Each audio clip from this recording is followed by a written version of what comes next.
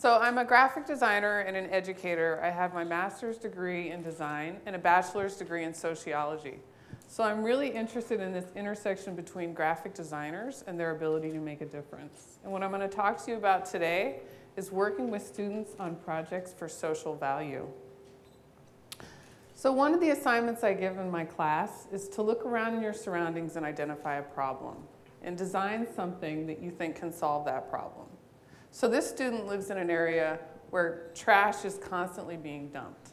And she came up with this idea of stickers. So she was going to stick these stickers on the trash bag so that the next person that comes along to dump might think twice before they dump. And this is a nice idea, but it's just not there yet. So during group critique, the students are all participating and discussing about what could make it better. A website maybe where you type in the person's license plate? Or, even better, what about a smartphone app where you take an image and upload it and report that person immediately?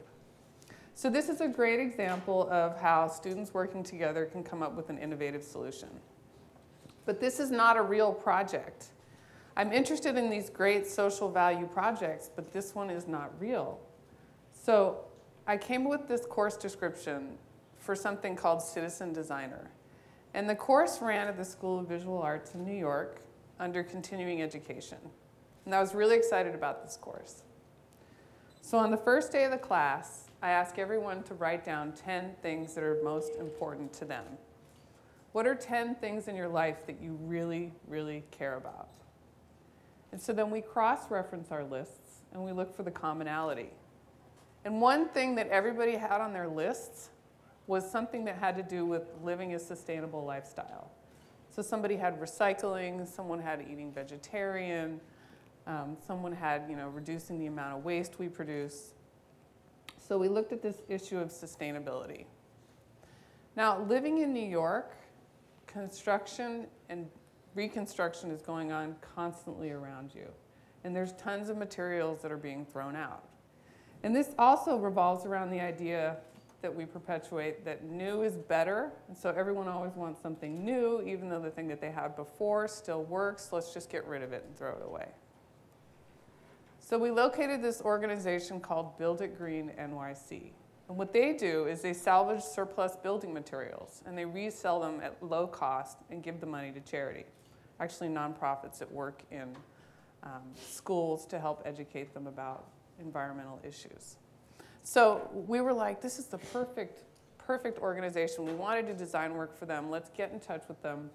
We spoke to the director. We were like, we're graphic designers. We'll do free work for you. And he was like, great, come visit us. And you can even see the sign on one of these images.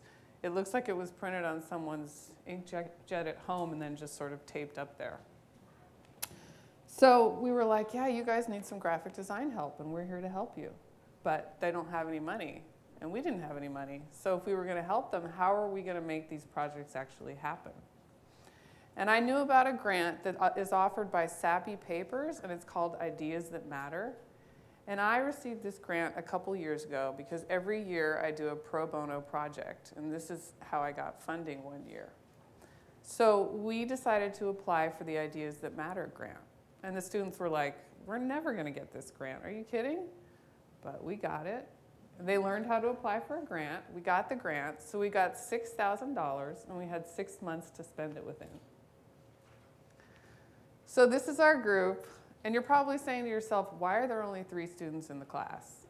It started out as a larger class, but after the first day, once I explained that we were going to be working on a pro bono project for a nonprofit, a lot of people dropped the class. And it's really a reflection of our economy right now.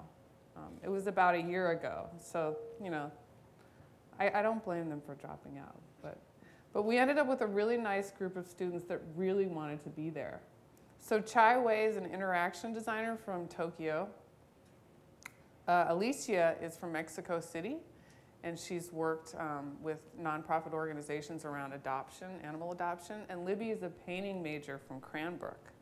So we have 3 people, different ages, different backgrounds, different disciplines working together on one project. And so we all got together. We were really excited. We had all this money. We were like, what are we going to make? What can we make for $6,000? We can do a billboard campaign, or we can do some sort of sexy takeaway that's really memorable, or an infographic, because all graphic designers, we have to make an infographic. So let's make an infographic, a big infographic.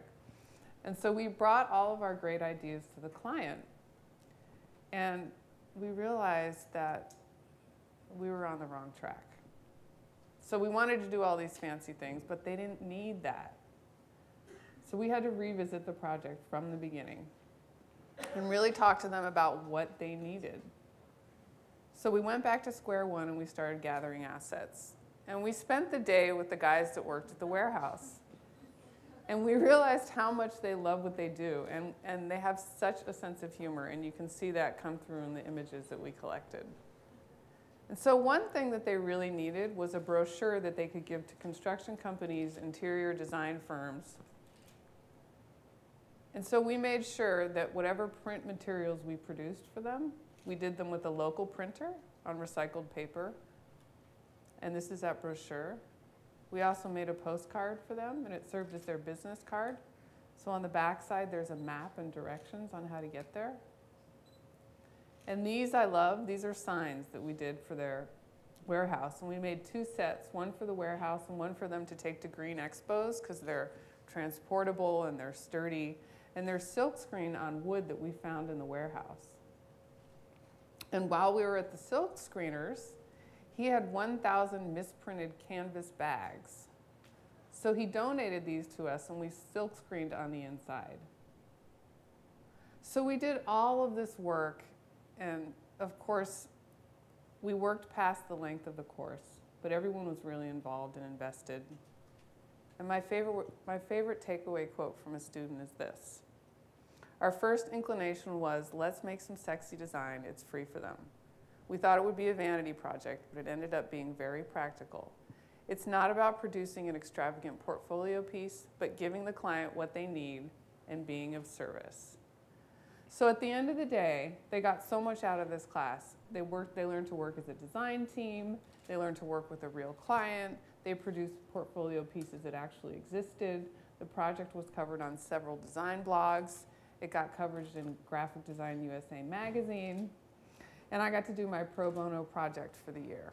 And so it was a win-win situation for everyone, but you have to be invested in what it is that you're doing. And I believe that it's human nature to want to make a difference. Thanks.